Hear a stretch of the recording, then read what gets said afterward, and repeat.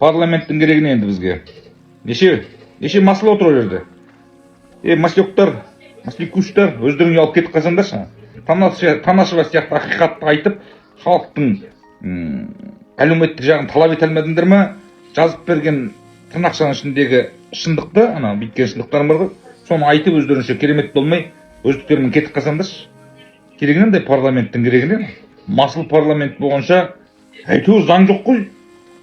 Үстінің көті жермен тарта берсін әйтеуір. Оның қаншама парламентте депутат, сенат ұстап, оның бәрін шығындағанша. Наоборот, олардың бәрін шығарып тастаңдар, біз халық үндемейді ғой әйтеуір. Солардың ақшасын экономдалған ақшадан Путинге бересіңдер тезірек. Енді көз құру үшін, әйтеуір соған беріп жатсыңдар ғой бәрін. Давай, тезірек ширатып жеңдер. Ширатып жеңдер жаңағылар. Сен өздеріңе кетіп қалсаңдаршы. Мына депутаттың айтқанын естідіңіздер ме, халық? Қақпас, депутат шал. Ёптыгдік. Сен халықтың жағдайын қарашаш, төмен қартай түсіш. Сен космоста жүрсің ба не? Тариф очень низкий дейтіндей. Басқа қалалармен, басқа мемлекетпен біз салыстырмай қой, олардың зарплаталарын білесің ба? Сендерден 2 есе алады халқының өзі. Сен біле, аласың ада жерде 2 миллион, 3 миллионна.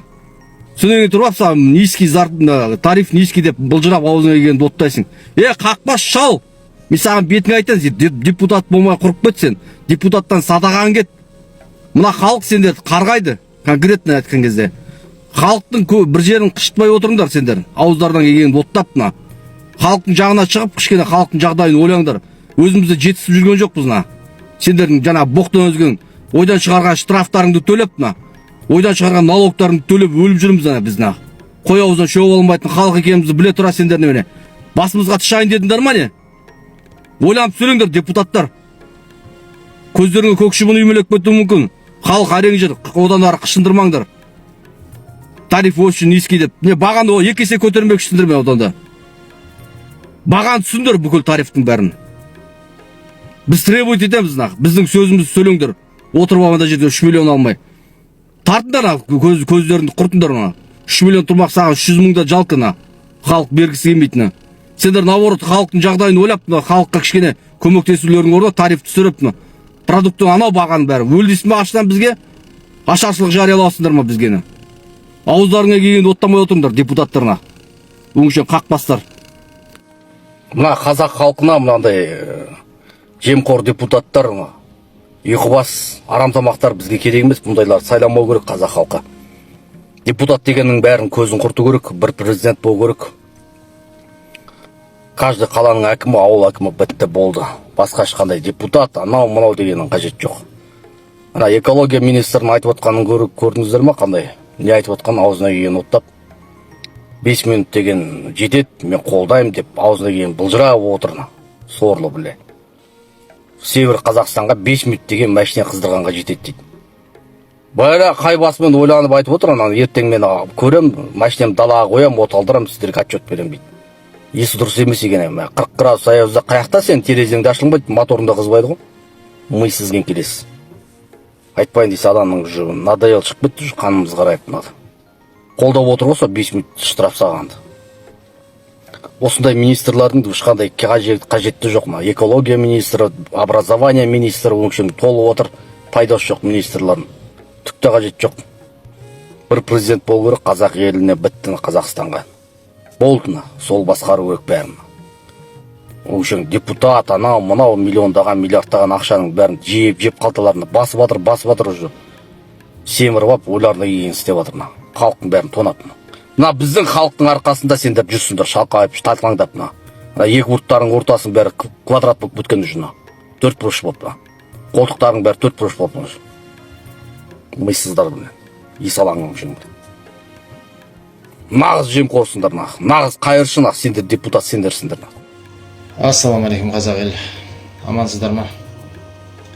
Қалдарыңыз қалай? Біздің елге Алла жар болып өз. Алла мейірім түсіп, ғайыптан бір жақсылық келмесе, қазір жағдаймен айғайдам халқымыздың түрі мынау еліміздің. Болатын нәрсені айтсаң, біреу боқтайды, біреу әйтеуір билікті жамандайсың, тұра салып көшіп кетсеңдерші дейді. әйтеуір өзі айтар бір екі ауыз елге демеу болар сөзі жоқ. Қыртынбайлар шаршатты. Көңіл бөлмейін десең де адамсың. Жүйкең тоздырып атқандар аз емес. Мынау енді қайдан бастап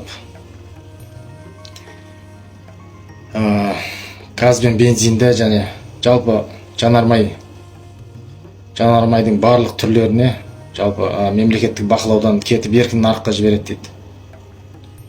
Онсыз да Қазақстанның мына басы мен мына басын алып салыстырсаң, жер мен көктей ойына келген бағаны қойып отқан монополистер мен кәсіпкерлер енді айдаспанға шығаратыны анық. Мына Өзбекстанда қымбат, Ресейде қымбат деп жанармайды отырушы едік. Өзімізден ұрлап сатқызып. Енді міне біздің басымызға да келді. Дайындала беріңіздер, в общем, бар нәрсені екі есе бағасын алатын жағдайға келеміз. Осы видеоны қарап отқаннан кейін сол уақыт келген кезде боқтайтындар, сосын жаңа жылан жұмыртқа аласың дейтіндер көресіңдер. Бір 5-6 ай шыдаңдар, Құдай қаласа 5-6 айдан кейін айдаспанға бірақ шығарған кезде түсінетін боласыңдар. Бақылаудан кетсе, мемлекеттік бақылаудан кететін болса болды, ол бетімен кеткен баға ол қалағанын істейді. Монополистер бүкіл заводыңмен қосып сатып алады деп ойына келген бағаны қойып отырады. Вот сол кезде көресіздер. Жақсы сөз айтпайсың дейтіндер. Жаман айтпай жақсы жоқ дейді қазақ. Сондықтан бәріне дайын болайық. Үндемей отыра береміз, мақұлдай береміз, мақұлбай шүкірбай болып. Ассалаумағалейкум арма қазақ. Менің мына тағы да Қазақстан мемлекетінің президентінің уақытша міндетін атқарушы Тоқаев қайтарым. Ақыры керемет изощренный штрафтарды ойлап тауып жатыр екенсіздер. Енді адамның ақылына сыймайды. Меніңше сіздер или глубоко издеваетесь, или мен түсінбеймін.